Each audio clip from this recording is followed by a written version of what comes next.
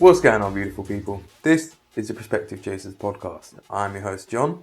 And I'm Big Dave. And today, we're going to discuss the fact that it all leads back to money. Dun dun dun. And by that, I mean, look, stress, life, just progress in general. It's very hard to progress through life in any means without that old moolah. But how does that play onto us and our lives? And, bro, Bob Marley had the saying of, like, if he's got friends and family around him and a pillow to, friggin' rock to rest his head on or whatever, I'm butchering it, I know. He's a rich man. So, like, our definition of rich can be very different. But then if you're trying to friggin' put food on the table or a roof over your head... For belief. Like... This is the problem I have, man. And you know this all too true of me, right? I'm a fairly happy dude in general, right? Like, I got a very good brother in yourself. I got my missus. I got my mother. I got a decent job. I got passions. I got things that I work on. So I got everything that I could possibly want, let alone need, right? But that problem always kicks in for me. Because anytime I think about the next step or a few steps down the line or like the end goal, there's always one common denominator. Which is, money. This requires money. You see my point? And that's why I always get frustrated. Because I can't see any other option. And... you know, that expression is a fairly true one. But there's caveats to it, and that's the problem.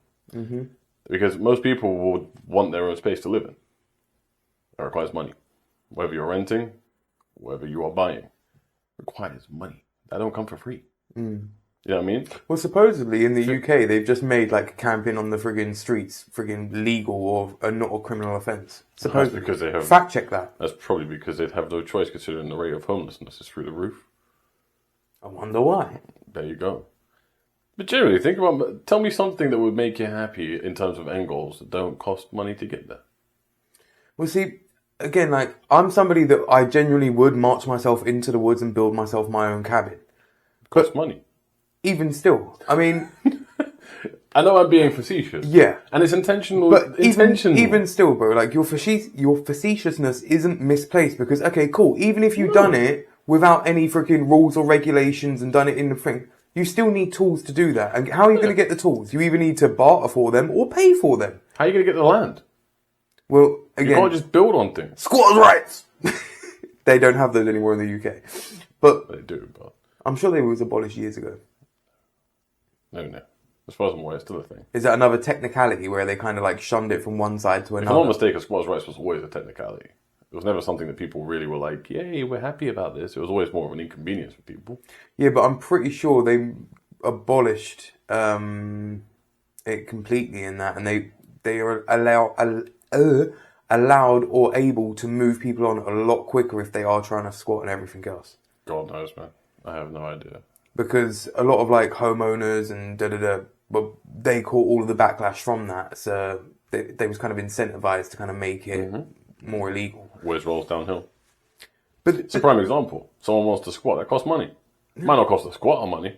It's costing someone else money though. But bro, even if you've got a friend putting you up or whatever else, you still need food in your belly. You still need clothes on your back. Like, there are still so many things. Like, the biggest irony I find is, like, there seems to be a big uptake in people who are going proverbially off-grid. That costs money. Yeah. That will cost you money at the start. Because if I was to go off-grid right now, I'd have to pay my car off in full. You see my point? How, you know, like, I probably wouldn't want my phone if I'm going off-grid, but I'd still need to probably buy myself out of that. But would you want a car if you're going off-grid? But I'd still have to settle it. I can't just abandon it. That's tied to me. How off-grid are you going to go before... They'll find you. And if they don't find you, they'll find someone else that's going to pay it for you. You know what I'm saying? They are relentless, don't get me wrong, but... I'm not going to go disappearing and be like, oh, you're going to try and come ask my mother for that? Or you're going to try and come ask my missus for that? Or what? Like, yeah. That's not how I'm operating. So that has to cost money, bro. You see my point? Like... it's this weird thing, and I can't escape the kind of cliche of it takes money to make money as well. Like, to get to a certain level where you could be stress-free and just relaxed requires capital. It requires you to be able to pay things off completely.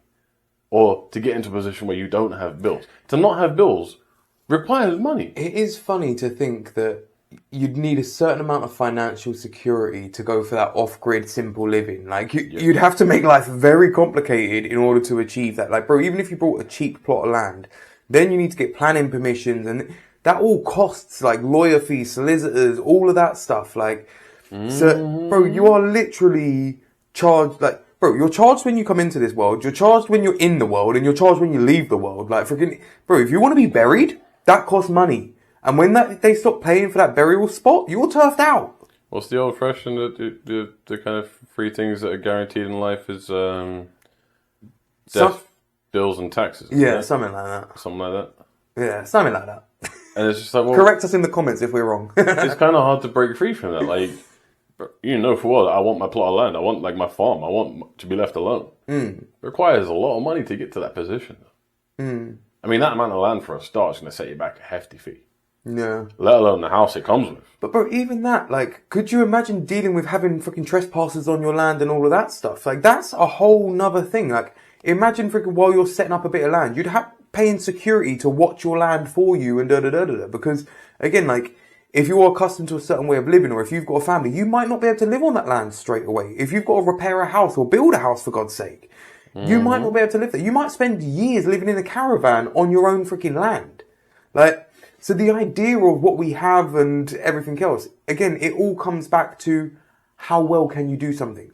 And that comes back to money. Correct. It literally is the lubrication of life. The more money you have, the easier things seem to be. And it's not to say that a friggin' solid bank is friggin' your life set, because there are many people with friggin' millions in the bank that are unhappy. But hey, it lubricates life a lot easier. Do you know what I mean? Like, so it's one of those things. If you was taken care of financially, the other stresses on life, you can actually focus on. Like, there are so many people that live paycheck to paycheck and literally hand to mouth and da-da-da-da-da. Like, bro, how many people are working an entire year for 2 weeks holiday a year? That's not life to me. But they'll do all of that discomfort, work a job that they do not like, simply to go away to a friggin' another country for a couple of friggin' weeks of the year. To me, that's friggin' bonkers. I'd rather fix my day-to-day life and have a better quality of life overall than friggin' a bit of escapism for a short term. Because it's literally like taking yourself out of boiling water and then putting yourself back in. As soon as you're back, you're going to feel a hell of a lot more uncomfortable because you've had a taste of what the freedom is. But it weren't a true taste of freedom. Like, I mean, you've recently had a holiday, right? About to go on another one. And freaking, alright for some. But how is it coming out of that boiling water, enjoying some time away with freaking in your homeland in that situation with your missus and da-da-da, and then going straight back into that boiling water of, hey, hustle and bustle, bills to pay, mofo. It was rough going back into it, but it was twofold. And it kind of ties in nicely to this episode. The first one was just coming straight back into that stress. It was long. Because that's the annoying thing about going away. It takes you a couple of days to adjust. And you're straight back in, and it takes you a couple of days to adjust again. Yeah. But the second part of it ties in nicely, which is that we really liked being out there. We liked being in the wilderness. We liked just being in nature. Very peaceful. No stress. And we want that. But we realize we can't have that because you know why? Money. It costs a lot of money. It costs money. And the most annoying thing as well is house prices that way a lot cheaper than they are here. A lot cheaper. But the thing is as well, your opportunities are also more scarce. I was just about to say that. I can afford the house, but then I can't afford anything else. Or the actual way of life. So, like, I've got family that live fairly out there in like countryside, and the way of life, like, we're London boys. Do you know what I mean? You're more London than I am, like friggin' in like proximity base, but we're used to trains every 3 minutes, buses every 5 to 7 minutes. On a friggin' busy day, they'll get one bus every half hour.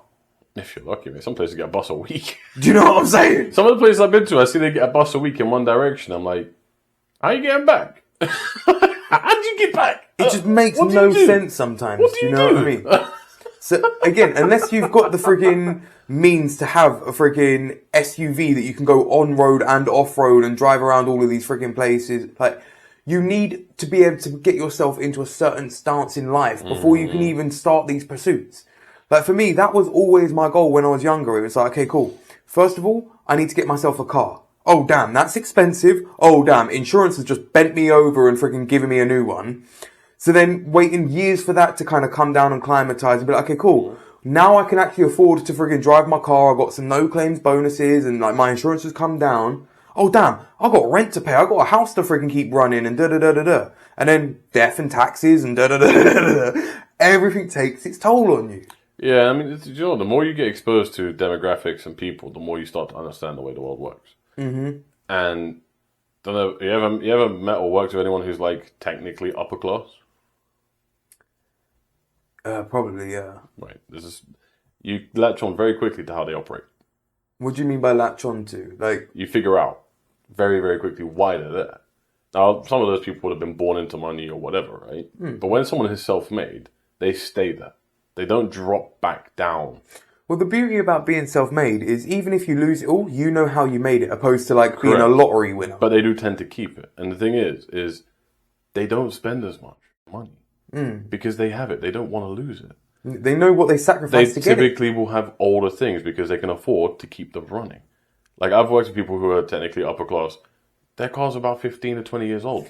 But they run smooth. But there's that thing of quality over quantity. But that's the thing. For them, they can go, okay, cool, every so often I'm going to have to put a bit of money into this car. But it's still cheaper. It's still way cheaper. Because, okay, if every year I have to put, say, $2,000 into this just to give it like a new shock absorber and stuff like that, okay. How much are you spending on your car every year? Right. Okay, so 4 months in, we spent the same amount of money. But I don't have to spend anything else for the rest of this year on my car. Because I've MOT'd it, I've serviced it, and I replaced the part. You still got 8 months left? Yeah. Right. Plus actual car payments, plus insurance payments, plus road tax, plus actual running of the vehicle itself. That's my point. And people get tied into interest, into everything like that. So they spend tons more money. Genuinely. They spend tons more money because they can't afford to just go outright. Because they're like, well, I don't have the reserve capital to make sure that thing can keep running. So then you get spooked into buying something where you think you can save money, but you can't because you get trapped. And then you're in this infinite loop of, oh no. Yeah. And most of the money that goes out of your bank is on interest payments because that's the only way you can really get through to what you need to do. Right. So I've got, obviously, you know, my car's on finance and that, yeah? So I've got those finance payments to pay every single month. But then what happens when you get to the end of that finance period, which is what I experienced the other year, and it's just like, oh, I've either got a balloon payment or I need to freaking shield myself again to another freaking contract for 4 years because I've been spending so long trying to keep up with this car payment that I ain't saved for another car because then it's like having freaking 2 car payments. So then you're literally back to the freaking, you're literally at their, damn it, what's the word? You're at their mercy. Where it's just like, oh, like, freaking, please, sir, can I have another car? And it's just, bro, if they say no, or if they say, yeah, we're going to put, freaking, I don't know, 27% freaking interest this year or whatever else. So many of us have no choice but to be like, okay, we'll pay it. And, bro, the same with the insurance, the road tax and everything else. Like, bro, if so many people are reliant on their cars, I mean, for myself, I don't want to be on a bus with other people. Like, I'm far too antisocial for that. I'm not giving up the luxury of my car. I would rather be at the mercy of a freaking payment plan than a freaking bus schedule or a train schedule. So I'm happy to play with that evil for the other thing, but it's still evil. See, but it's not even like, I know you're kind of being very tongue-in-cheek when you say antisocial, but it's not so much just that. It's the ability to maneuver. Bro, it's convenience. It's so many different things. It unlocks the ability to maneuver. Like with a lot of stuff that I do, I live nowhere near where I work. It is quicker to drive than it is public transport. Bro, I wouldn't be able to do half the stuff I do. I know people will kind of be like, It's just a simple fact. Like, London is beautifully connected, but not every part of it is beautifully connected. Going from certain areas to certain areas, actually, ball ache. And actually, the most easiest way is to cut through by driving. But I wonder I would quite like to be able to get a train to work now and then, bro. I like trains. I think trains are cool. Choo-choo. I don't want to have to sit in my car all the time in traffic. But if it's the quickest way to work, I'm taking the quickest way to work. Based on the fact that I do a lot of my content stuff around the place, it also unlocks the ability to do that. You know, when I came back from my holiday, the next day I literally drove 2 hours up, like just out north of London to go and play golf. That would have taken me so much longer on train than that. Plus having to lug golf clubs and that. Are you tripping? Here's the thing. Do you reckon there is I don't know what the actual word for it would be, or if there's an actual word for it, there probably is. Do you reckon there's a level of kind of like social design behind the transport systems and how everything's segregated to kind of compartmentalize society. So obviously the more like London higher end places, they ain't as directly connected to like the slums or the kind of hood or whatever you want to kind of contextualize it as. Like you said, like sometimes to go across areas or whatever is a lot more difficult than others. Do you see what I mean? No, because based on my knowledge of transport, I can dispel that with routes pretty quickly. Most of the transport is built upon things that have been there for a long, long time. It's not so much about connecting a world-class area with a area. It's just down to how things were designed, especially when it comes to trains. Trains are running on infrastructure that has been there for probably 100 years. It's real hard to just say we're going to build new train. It don't work like that, especially in the UK because we're garbage at infrastructure. Looking at you, HS2. That's currently freaking tunneling under me, so... Looking at you, HS2, and the fact that was meant to finish in the city but is now finishing at Old Oak Common, which is the middle of Bumble nowhere. And if you was a tourist coming into that area, you'd have a real shock on your hands pretty swiftly when you realise where you are. But then... You got sandwiched between two areas. That's just poor infrastructure. But then... Like my case for work, for example, is just it's old line that they still use, obviously, because it's good line. But they didn't build that in mind with me. You know what I mean? That's just why it don't connect. You can connect indirectly. You have to change and then come round. But that's what makes the journey longer, is the waiting time between two trains. Now, don't get me wrong, very much a first world problem. I will be the first to acknowledge that. I could still get around if I needed to, no problem. I just don't want to add that time to my day. I quite value my time. I'm on there. Yeah, I do think, I know you've had like a very valid like pushback on it or whatever, but I do think maybe not as kind of obvious or in your face. I do think there is an aspect of social design to it. Like, so even like, bro, if you to look at like house prices along like Central Line or whatever else, or like certain train lines and that, I think because of access, there is going to deviate. Do you know what I mean? Like, but that's not social design. Your social design point has some merit for when the track was first laid. But that track would have been laid anywhere between like 1890 and 1940. And London was very, very different then. So the track we have now was built to supply and demand for the time. We have built around that, if that makes sense. So a lot of the houses and stuff have been built around pre-existing infrastructure. And that is why we have what we have now. A lot of the areas that have been built because, there's a station there. If we build houses, we can build supply into that train station.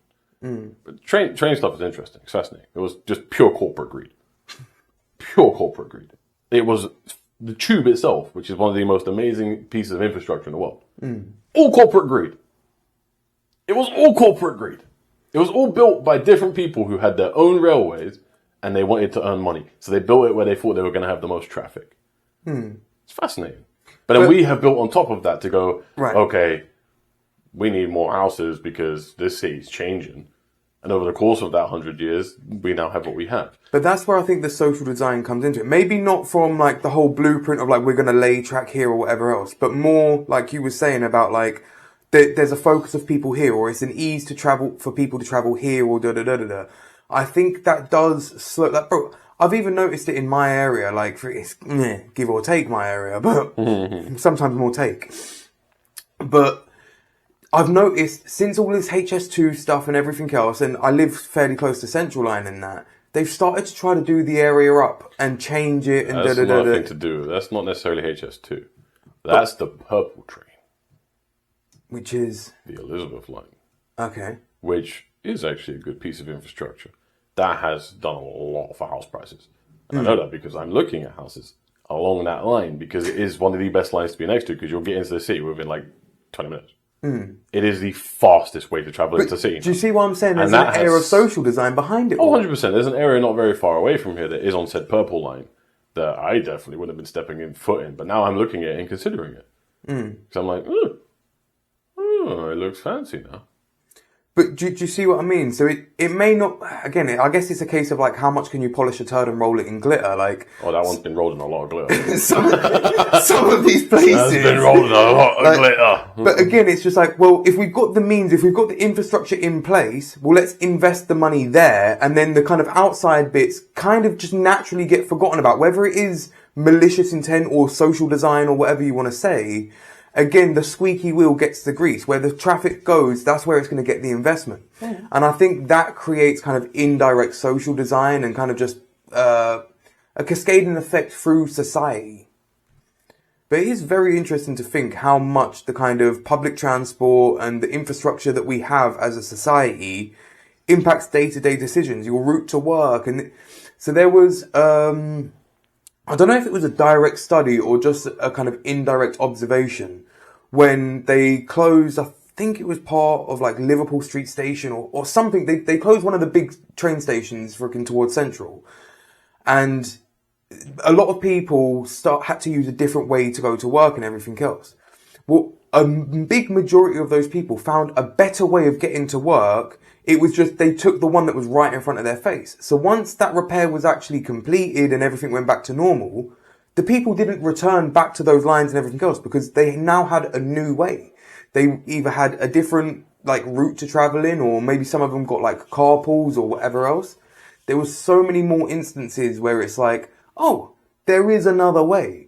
But like we was talking about in the previous episode about like, we get stuck in these ruts of like, this is how I do it. And you tell yourself a story. This is my way to work. And this is how I do this or that. Mm-hmm. It's not until we get pushed outside of that we go, oh, maybe I wasn't doing it the right way. And I've been guilty of that myself. I used to like mentally think like, oh, physically there's less like traffic by looking visually at it if I go this way round and take the long way on like the school runs and that.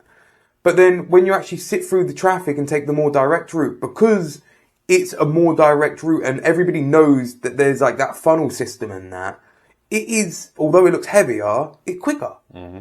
But again, we tell ourselves a story and put ourselves off of these things. So it all kind of cascades. And how many of us are doing that with all of this infrastructure, money, and that whole entire way of... Like, it does always come back to money, though. I've had, like, for the longest time, I could never generate ideas. My creative brain was always shut. But now it's open, and I have ideas quite often, but there's always one stumbling block. Money. And I just firmly believe it takes money to make money, and it's really frustrating. But even when you think about, like, content creation, you could do it bare bones.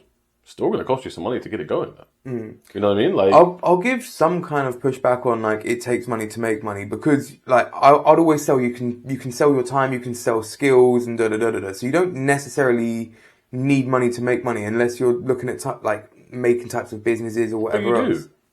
Do. Even if you sell a service, it still costs money. It will still cost you money to get to that point. Even if you sell your time, where are you going to spend that time? Because it's going to cost you money to get there. And even if you're doing it from home, it's still going to cost you money to run it. Yeah. So it still costs you money. And again, I'm being very, very facetious and I'm being very specific and very almost petty about it. But it's simple fact. Yeah. You have a job where you work from home. Okay, who's paying your electricity? Who's running the meter? Because it ain't your boss. Well, none of us freaking survive on air. We all need food at the end of the day. Do you know what I mean? So, like, no matter I'm trying to avoid going there because that's just me being properly annoying. But, like... But it is the case. It just depends on what it is. But some things may cost you a little less to start than others. I get that. If you're going to start a business, well, you know you're going to have to try and sink probably upwards of 100K if it's, like, a physical business. And you're probably going to need to source that. I get that. There's businesses you can start for cheaper. I'm not saying that has to be your end all. I get that. But, like, even most pastimes will cost you some kind of money to do. So even just to blow off steam, it will probably cost you some money to do. I mean, look, even if you're going for a walk, you're wearing out your shoes. You need clothes on, otherwise you're going to get a freaking... There you go. There are obviously so many aspects where it obviously all does come back to money and that. But again, I think there is a big part of that is because we're in the rat race. I mean, both of us were born into this. None of us choose to friggin' get a friggin' national insurance number when we were 16. It was just allotted to us. And it was just like, hey, now you're part of the system. Pay your way. Da-da-da-da-da-da-da. Death and taxes will come for you. Like... So, yeah, there is definitely so much of it that is like, you've got to pay the piper in one way or another. Look, even if you're freaking homeless or whatever else, you're going to need food in your belly, otherwise you're going to friggin' waste away, and friggin' you're going to need to drink water and blah, blah, blah, blah, blah, blah, blah. So no matter what, it's going to come back to friggin' money. No, excuse me. But then how do we get out of that cycle? Let's not just propose the problem. And I think this is where leaning on people and having networks and everything else goes so friggin' far. I think, what was it that, Elon said this thing before about, we're so quick to have baby showers, but what about a business shower? When somebody sets up a new business and that, why aren't all your friends around buying your stuff and being like, hey, look, da da da da, and helping you up? That's the kind of environment that I want to live in. Don't get me wrong, I know he's got his flaws or whatever else. But that is a thing that I can get behind, where it's just like, hey, like we said on previous episodes, why aren't we all more supportive of each other? If we all shoulder the burden a little bit, the whole burden becomes lighter. So now, how many things are easier to do in mass than it is to do individually? But if you fucking buy a massive bag of rice and a freaking big old thing of meat and everything else, you could feed a lot of people. But then trying to feed 1.5 people as a small family, or like friggin' whatever else, like, you've still got to heat the friggin' oven just as much, and you still have to do a lot of the things that you have to do for a lot of people. The portion's just smaller. Do you know what I mean? And sometimes that costs more money. Like doing a small journey in a car, sometimes it takes more fuel than jumping on the motorway and friggin' doing a long journey. So, but I think, again, that's a freaking flaw of our society, that kind of Western way of world where we're like, oh, you needed help, you needed to lean on somebody, or you can't freaking stand on your own 2 feet and da-da-da-da-da. Where there are far more communities that are far more communal. And it's like, look, take the fucking Amish, for example. They'll build an entire barn in less than a week. And it's just like, they all pull together and like, no, somebody needs a house, so let's all show up for them and do it. True. How much of our society could freaking benefit from that kind of mentality? Again, it's not to say that we all have to give up our possessions and go Amish, but you can take inspiration from different cultures around the world, different ways of life, and it don't have to be such a freaking dog-eat-dog world, man. Because that's what it freaking feels like when everything comes back to money or what's in it for me. Like, nobody wants to help you unless there's something in it for them. Very true. It's very true. And man, it makes for a bitter damn world. And again, it's just because everybody's out for themselves. I think we all suffer from this kind of mentality of like, oh, well, if I don't take advantage of the system or the situation or whatever else, somebody else will. So might as well be me. But then it creates a freaking bad environment for everybody. Freaking take the roads, for example. If everybody drives like an a-hole, then it kind of works. But then if just some freaking work, you end up with crashes all over the place. Or if everybody follows the rules, it works. Yeah. Like, look at the videos that you see of like people driving like maniacs in India, where they're just ignoring the lights, but they have their system and they all understand it's chaos. Yeah. Move amongst the chaos. But with here, you've got some people want to break the rules and da-da-da-da-da, and it creates problems. So until we can all find that kind of cohesive way to live, we're just screwing the pooch freaking over and over and over again and making life harder for all of us. Like you said with the freaking railways and everything else, because a few people are like, oh, this is my opportunity to cash in and that, it maybe weren't set up the best way. Like, I think it was China redone their whole network rail by studying fungus and how it found its most ideal way through this maze. And there's like, okay, cool. Well, that's nature's most efficient way. And then they designed the infrastructure around that, because nature's always going to find the path of least resistance. Whereas with like human design, there's biases. There's, oh, is it going to look scenic to go that way? Or, oh, well, the line doesn't go past my mum's house the way and da-da-da-da. Well, no, the fungus is like, no, this is efficient. This is the way, da-da-da-da-da-da. And they just go by that. So like, sometimes by removing the personal bias, you can improve a system so friggin' much. Like, humans are a contaminant in that sense. Trust.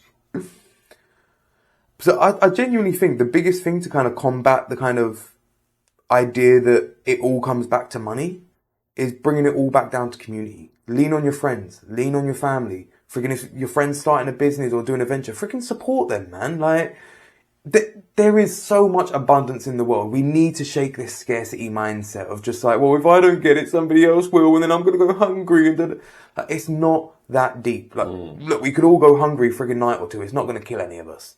Like, but you can also help out a friend. Like, True.